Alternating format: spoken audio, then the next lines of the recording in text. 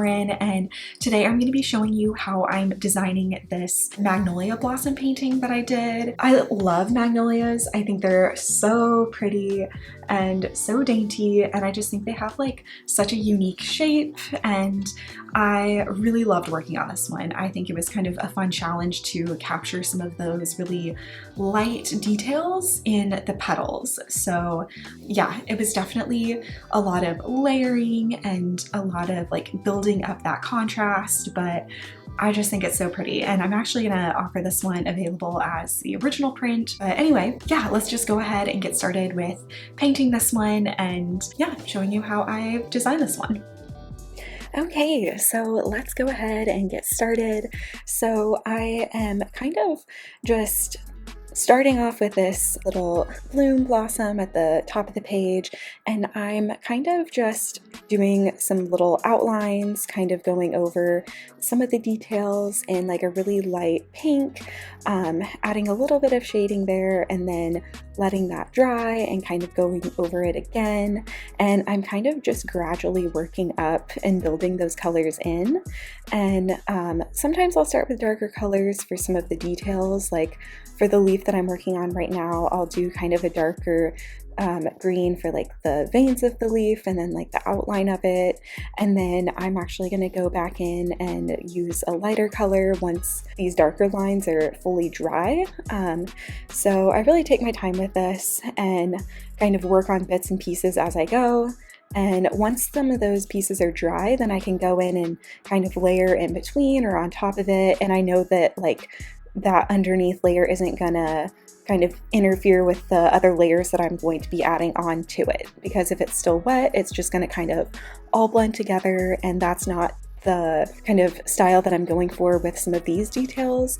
So that's kind of the strategy I'm using right now, is just kind of building up some of the layers. And then for the flowers, typically I'll just do a really light coat. It's very watery, there's not a ton of pigment in it, and I just kind of go through and outline some of the petals just to give it a base layer of color, and I just do that really lightly. And I also know that the paint is going to dry a little bit lighter than the layer I'm putting on.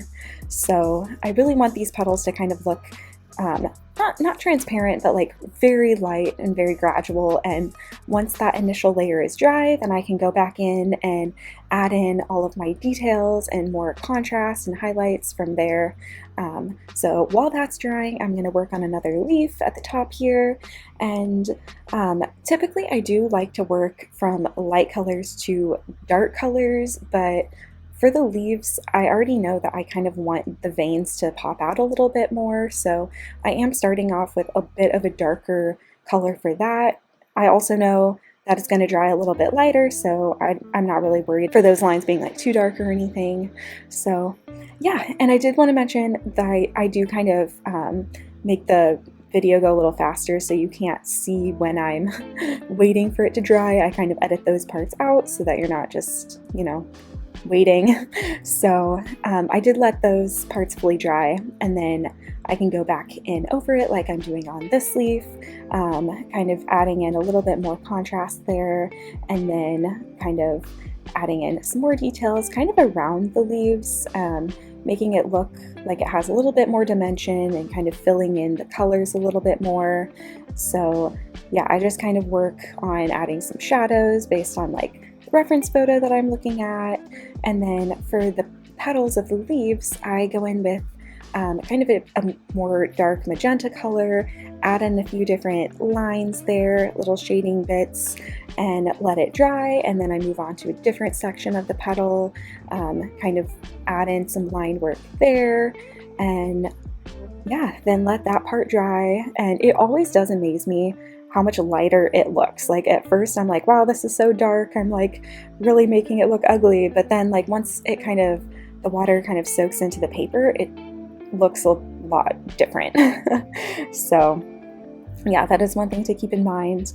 And yeah, so I just kind of use this strategy for all of the different petals, just really gradually add like really thin layers and just kind of base it off of like the photo, use some different little line pieces and kind of just scribble my paintbrush along kind of the edges where it's going to be a little bit darker, and then kind of leave the kind of highlight spaces just open. I don't really add any extra paint to those spots, and then try to fill in some of those sections close to the stamen, like the center of the flower. I make them a little bit darker since that's what it typically looks like when you're looking at a flower, and then some of those pieces that kind of fold over and create that shadow, I go in and make those a little bit darker as well. And yeah, I continue to like build up that contrast in those colors. So it definitely takes a few different layers to get it to be the right color that I want. But yeah, it's kind of fun to like play around with it and experiment with some different line work and shading techniques. So it's kind of just a kind of trial and error process, and again, like waiting for it to dry because it'll look a little different than like when I put the initial layers on. So yeah, it's really just kind of working it as I go. The paints that I'm using are the I can pop them up here. It's like a 24 set, and I'm kind of mixing a few different colors together. It's some different shades of pinks and reds, and then I add in some green to make it a little bit more neutral. And then for the leaves, I do a couple different shades of green. I'll add in a little bit of red to make it more neutral, or like a brown. For the vein line work and stuff, I do more of a cool toned green, and so I add in some like blues and more of like a turquoise green color.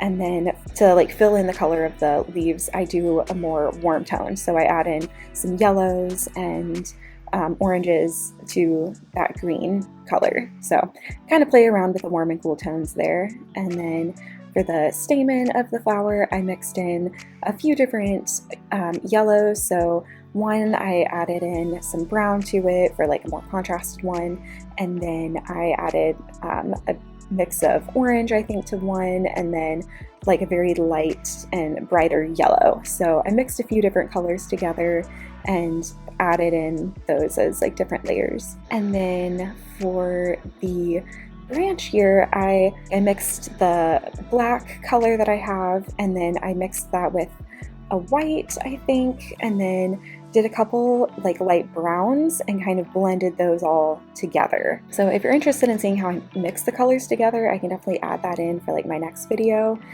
but I figure it's a little easier just to show you how I'm painting it. But yeah, so some different colors within the branch, and then I kind of did the same technique where I just kind of added like a base layer, and then I worked it up where I added in some of those shadows on like the bottom of the branch and sides of it, and did a few little spots where there were some like bumps and different kind of textured pieces on the branch. And then I used the same technique for the little blossom here, and like the leaf at the bottom too, and just gradually added in those layers and those different lines. So yeah, I hope that makes sense. It's one of those things, like I just kind of go into a painting and I just kind of draw what I see and mix up colors based on like what I'm seeing in the photo that I'm referencing, and just break it down into like smaller shapes and smaller lines, and do it that way. So yeah, I hope that makes sense. And yeah, if you have any questions or anything, please just let me know. And here is the final painting. I hope you enjoyed it, and I hope you enjoy the rest of your day.